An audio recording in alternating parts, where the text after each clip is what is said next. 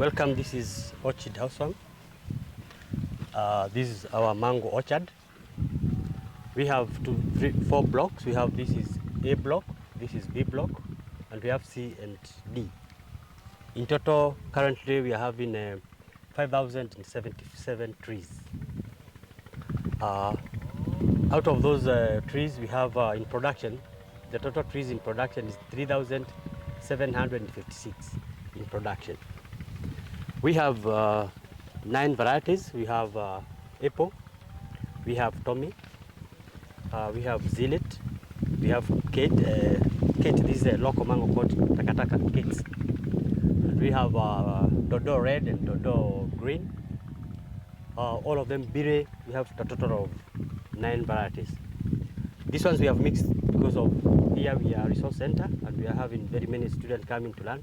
So we want them to have a view of all the varieties. But the most varieties that we are actually concentrating with them is 2 good varieties. That is apple and Kent and Tommy, 3, because of export. Apple fetches the highest market prices and also is very sweet, and it goes both in local and export. So we are concentrating mostly in those 3, Kent, apple and Tommy. The rest is for local consumption and sales and for learning purposes. If you check here, we have the spacing of these trees. We have space with 9 meters square.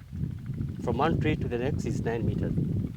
This mostly goes for this variety, which is Parvin, apple, only those 2 varieties. The rest of the varieties like Tommy, Kent, that one we are using 8 meters. The reason being, apple grows very wide and is big. Apple and this Parvin, you can see, even the canopy is almost going now for 7 meters. And within the next 2 years, it will exceed up to 10 meters. That's why the spacing is 9 meters. The rest just grows up like Tommy, so we reduce to 8 meters. We do a lot of pruning because you have to restrict the movement, the growth. If you just leave it, it will just become very bushy within the first 5 years. This orchard is, at this time, 7 years. But you can see we still have a lot of space and the pruning. So we concentrate a lot in pruning. First, to control the growth. Second, because of production and spraying. If you can see down here, we have something we are calling basin. This basin is purposely for, it has several advantages. We are using this basin as feeding regime. Here is where we apply fertilizers. Here is where we apply manure. And we try to harvest a lot of water as possible. When it rains, this is a very dry area. And we don't do much of irrigation. We try to take advantage of the rains as much as possible. So we are able to collect a lot of water here, enough for the season. And as you can see, the canopy, already this area is shaded. So we don't have a lot of evaporation from the basin. So we are able to retain enough water to keep us to the season. As you can see, these mangoes are very healthy. And per tree, this one we are harvesting around 450 pieces of fruit, which is very high at the age of 7 years. You can only get this at the age of 12 and 15. But here, because of the good management, we are able at the age of 7. So we are targeting, as we reach up to 10 years, I think this one will go around 500, which is quite good for a farmer. This is because of good management, feeding, spraying, and cleaning. If you can see, this place is very clean. You can have weeds there, but we make this feeding area as clean as possible. Firstly, because of diseases, which Mr. Dominic is going to cover from disease and whatever, but we make sure this place we control. We normally control pests and even diseases. You find that we do very minimal sprays. Actually, we are almost organic because of the field hygiene. As you can see there, we also have this white budding. This is one of the things that help us to minimize sprays. This one we call budding. We do it with chemicals, we do with fungicide and insecticide, just to make sure no insects that is coming from the ground up. I'm going to take you through crop protection. Most of farmers are doing mistakes when you look at our orchard, the way it is arranged. Since we are doing it on mechanical line, it is all mechanized in terms of tractor, the spaces you see. First of all, from planting, you have seen it is a must you're supposed to prune. First of all, for the branches, you remove the main branch to have secondary and tertiary branches at a space at the height of 1 meter. From there, you have to leave your branches you remove. When they become like 6 again, you have to remove like 2, so they are supposed to go laterally. From the first day of planting, when it reaches 3 years or 2.5 years, it's supposed to give you the first fruit at the age of 2.5, 3 years. From there, when you have come to 4 to 5 years, it is in full production. When you look at this plant, it was planted in 2016.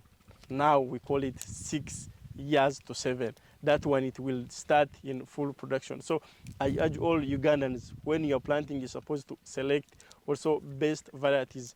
As my colleague has told you, he has just taken you through some of the varieties that's supposed to suit in environment. When you look at our environment in Nakasongo, it is very hot, but you can wonder how we do it here. We don't use any irrigation. Only what we use, it is culture.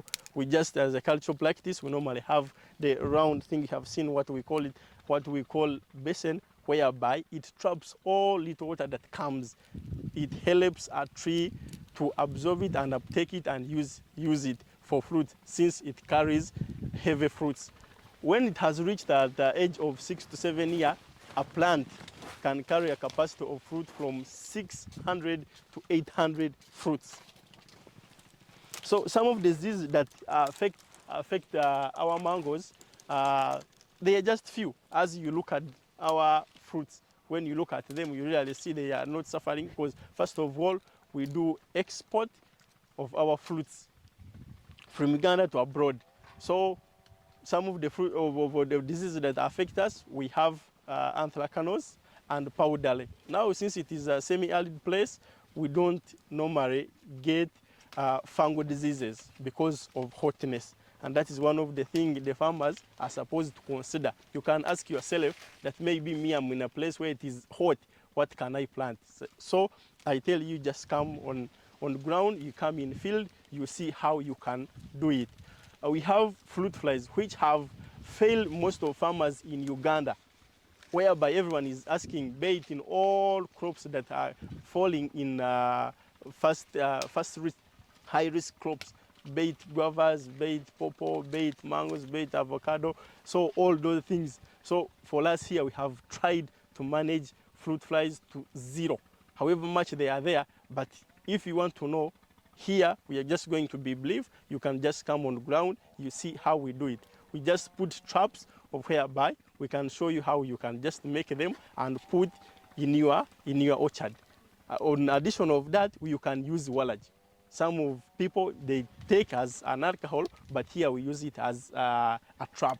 We use wallage. So you better come on the ground, you see how we use wallage to trap those fruit flies that affect fruits. On addition, also the color, the paint, it is not paint as paint you see, but we incorporate chemicals that also stop the pests that scroll on the tree that comes to affect our fruits, our trees during flowering stage. Some of the mangoes, you see, when you cut, you see maggots inside, you see that the seed is affected, but that effect comes during flowering. So this is how we can control, by doing what? By doing burning. It is part of one of the reasons why we paint. So it is not out of fashion that we paint it. So wherever you are, my fellow Ugandans, I urge you also to come together, to come down, to come on farm, to be trained, to see how things can be done. Just to add on that, just briefly, mango farming is very, very sensitive. In here Uganda, we are having 2 seasons. So for you to attain high production, you need to do things timely and adequately. You time yourself. For instance, now we are expecting flowers. These mangoes, by next month 15, all of the mangoes will have harvested completely. So you can see we have mangoes and we are also having some flowers. So you need to timely and plan yourself ahead. You take care of those flowers. The little flowers that are coming, you need to take care. By what? By spraying, you do spot spraying. Because not all the trees that flower that all at once. There are some trees that are flowering different stages. So you have to do a lot of scouting. Scouting is there, both for diseases and for nutrient deficiency and whatever. So we here, me and Dominic, we normally have alternate weeks. We do scouting twice per week. Me, I do on Saturday, Dominic does on Wednesday. So we compile all that report. So when it comes to feeding, you have to do it timely. When it comes to spraying, you have to do it timely. Thank you.